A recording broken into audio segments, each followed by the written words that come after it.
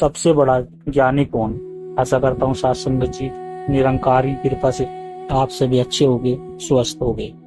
साथ संगत जी, आप जी के चरणों में बहुत ही सुंदर प्रेरणादायक कहानी विचार। इसका विषय है सबसे बड़ा ज्ञानी कौन। आइए साथ संगत जी जानते हैं इस प्रेरणादायक कहानी के माध्यम से। साथ संगत जी, संसार में ज्ञान की कोई सीमा नहीं। कोई वेदों का ज्ञाता है, कोई शास्त्रों का, कोई विज्ञान का तो कोई मनोविज्ञान का। पर क्या यह ज्ञान हमें ईश्वर के पास ले जाता है? नहीं। क्या ज्ञान वही होता है जो बहुत कुछ जानता है, या वह होता है जो स्वयं को जान जाता है?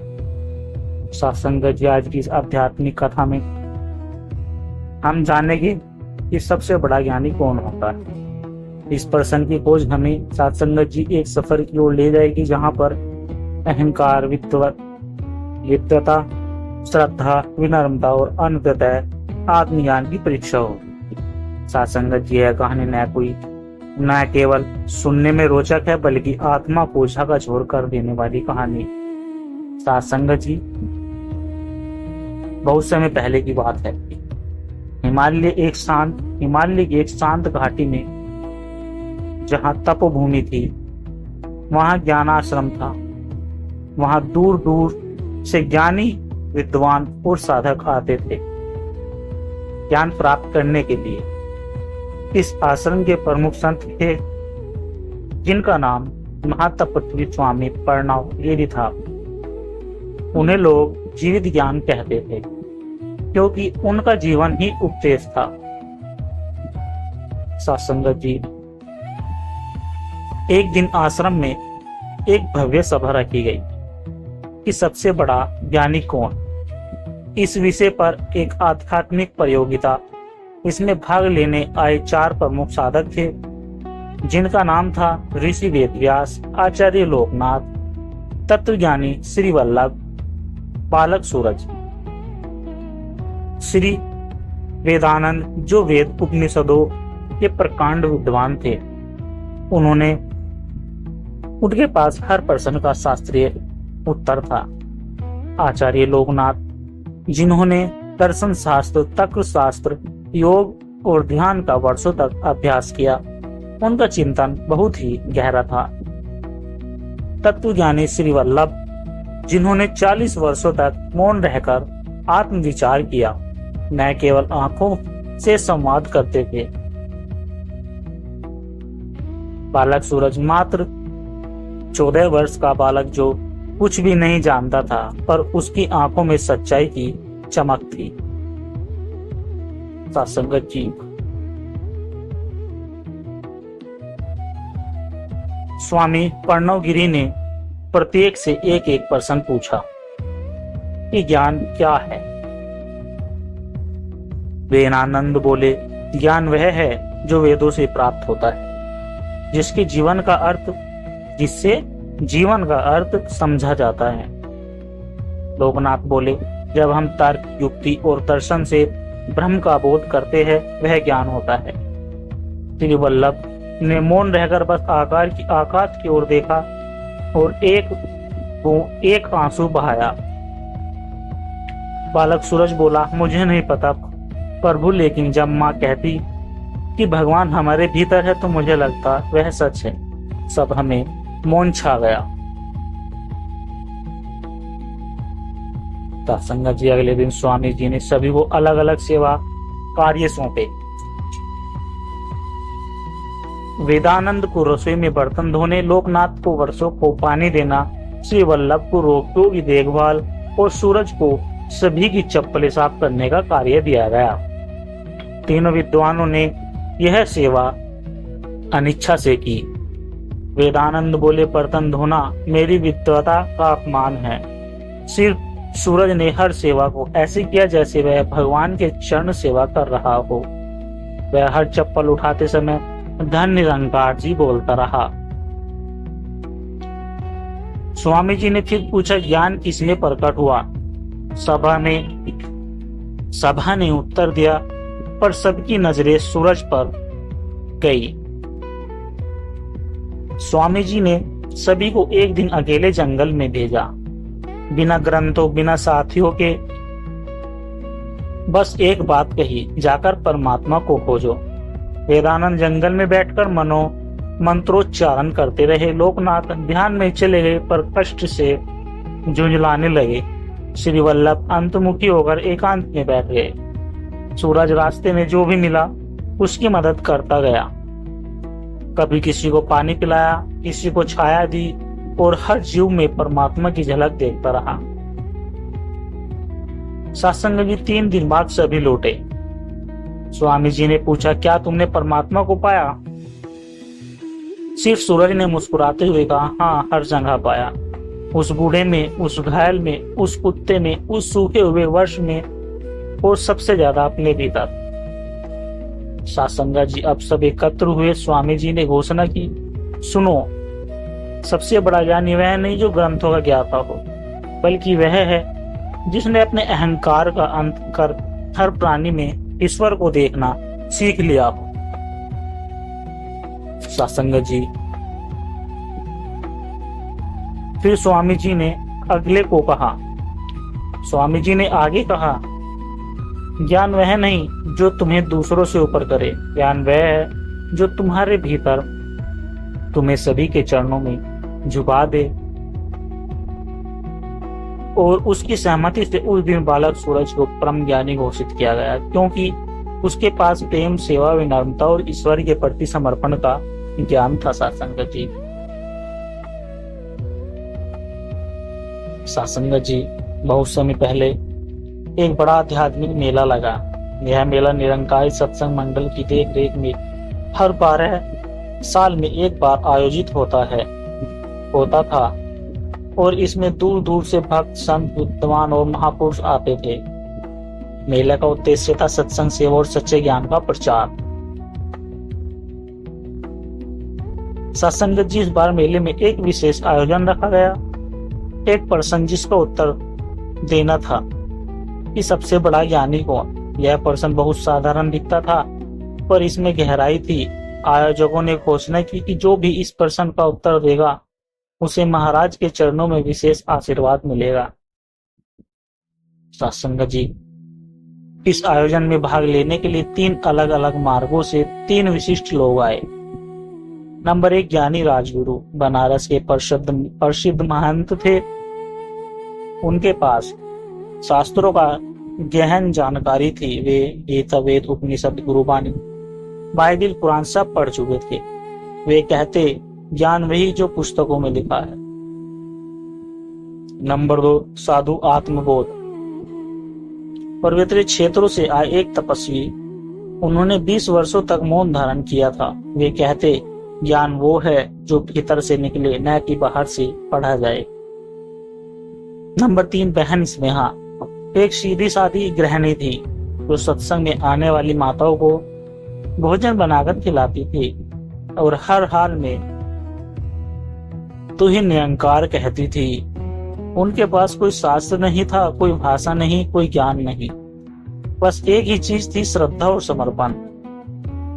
सतगुरु के सेवकों ने तीनों से कहा, पहला इम्तिहान है कि आप अपने ज्ञान पर गर्व नहीं करेंगे।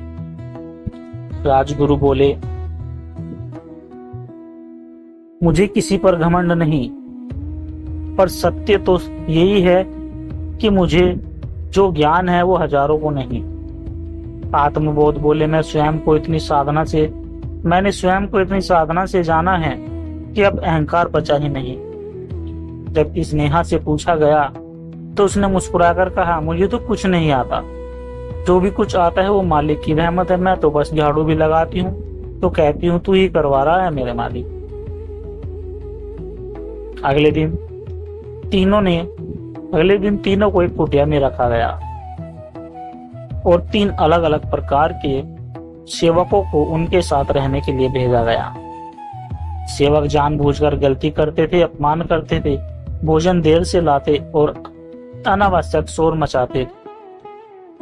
राजगुरु नाराज हो गए, ये क्या व्यवस्था है, विद्वानों के साथ ऐसा व्यवहार। आत्मबोध मौन रहे, उनका चेहरा तनाव से भर गया। स्नेहा ने सभी सेवकों को मुस्कुराकर खाना परोसा और कहा, शायद परमात्मा मुझे धैर्य सिखा रहा है, यह भी उसी की कृपा है। सत्संग जी, अब तीनों को सेवा का अवसर दिया गया। राजगुरु से कहा गया कि वे शौचालय साफ करें।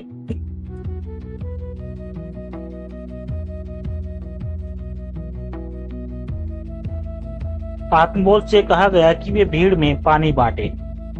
स्नेहा से कहा गया कि वे बीमार वृद्धों की सेवा करें।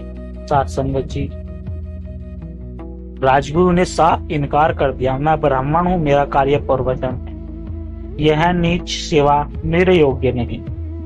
आत्मबोध ने सेवा की, लेकिन चुपचाप, बिना किसी प्रेम के। स्नेहा ने वृद्धों को न केवल खाना खिलाया बल्कि उन्हें गले लगाया, उनका मल मूत्र साफ किया और हर बात कहती रही, तू ही निरंकार, तू ही है जो हर रूप में मुझे सेवा का अवसर दे रहा है।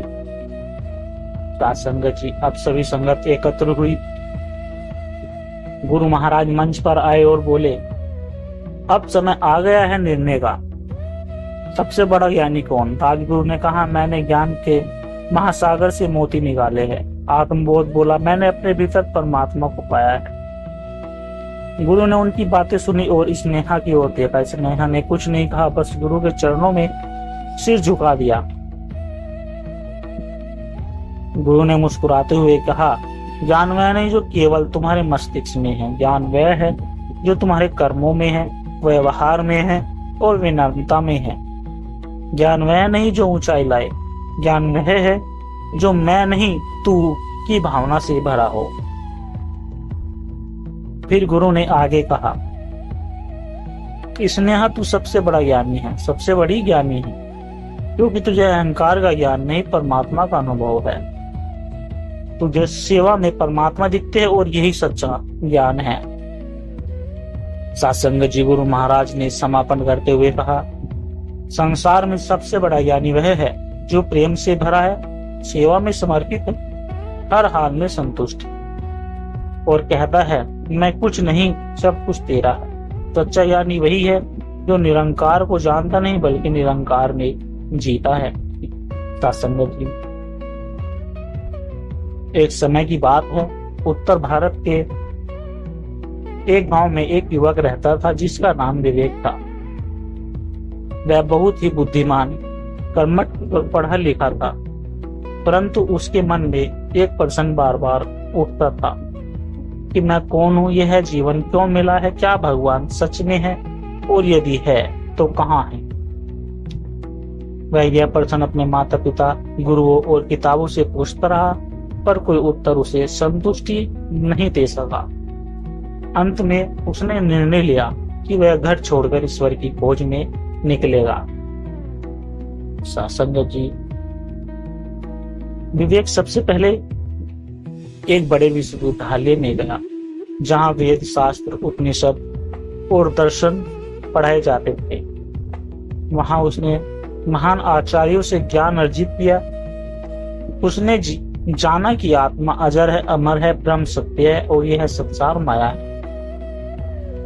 सत्संग जी, पर उसका मन फिर भी बेचैन था कि उसने गुरु से पूछा, गुरुदेव क्या आपने परमात्मा को देखा है? गुरु चुप हो गए और बोले, मैंने जाना है, पढ़ा है, पर देखा नहीं, ईश्वर को अनुभव किया है। अब विवेक हिमालय की ओर चल पड़ा। वहां उसे एक तपस्वी मिले जिनका नाम योगीराज प्रणवानंद था। उन्होंने विवेक को ध्यान, प्राणायाम, मौन और संयम सिखाया।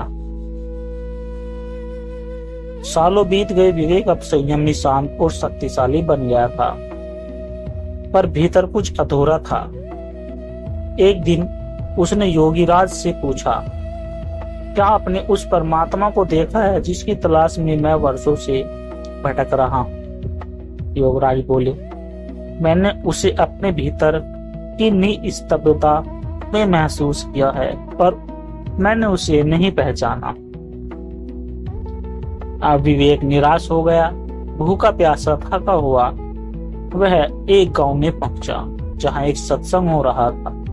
वहां एक संत प्रवचन कर रहे थे कि सबका मालिक एक है और वह हमारे भीतर है। विवेक ने यह सुना और भीतर एक कंपन महसूस किया। उसने संत के पास जाकर कहा, क्या आप ईश्वर को जानते हैं? संत ने मुस्कुराकर कहा, नहीं बेटा, मैं नहीं जानता, मैं तो उसमें ही जीता हूं। जैसे मछली पानी को नहीं जानती पर उसी में जीती है, वैसे ही संत ने विवेक को सेवा में लगाया। व्रतों के पैर दबाना, भंडारे में काम करना और सफाई करना। विवेक पहले चौंका, क्या यह भी आध्यात्मिक मार्ग है? संत बोले, ईश्वर सबसे पहले सेवा में मिलता है, वहां जहां मैं नहीं रहता, सिर्फ तू ही तू होता है। सत्संगत जी, विवेक ने महीनों सेवा की, उसके अंदर धीरे धीरे अहंकार पिघलने लगा। एक दिन एक बूढ़ी माँ ने उसके हाथ पकड़े और कहा, बेटा, जब तू पैर दबाता है मुझे ऐसा लगता है जैसे खुद भगवान सेवा कर रहे हो। उस दिन विवेक रो पड़ा। उसने पहली बार भीतर एक दिव्यता का अनुभव महसूस हुआ, एक प्रेम, एक करुणा, एक निस्वार्थ उत्तर, जैसे कोई भीतर बोल रहा हो, मैं यही हूँ, हर सेवा, हर नर्मता, हर प्रेम में। सत्संगत जी, एक दिन विवेक एकांत में बैठकर, वह कोई मंत्र नहीं जप रहा था, कोई ध्यान नहीं कर रहा था, बस मौन था और उस मौन में एक प्रकाश फैला था। कोई आवाज नहीं, कोई आकृति नहीं, परंतु एक अनुभव ऐसा जिसे शब्दों से नहीं बांधा जा सकता।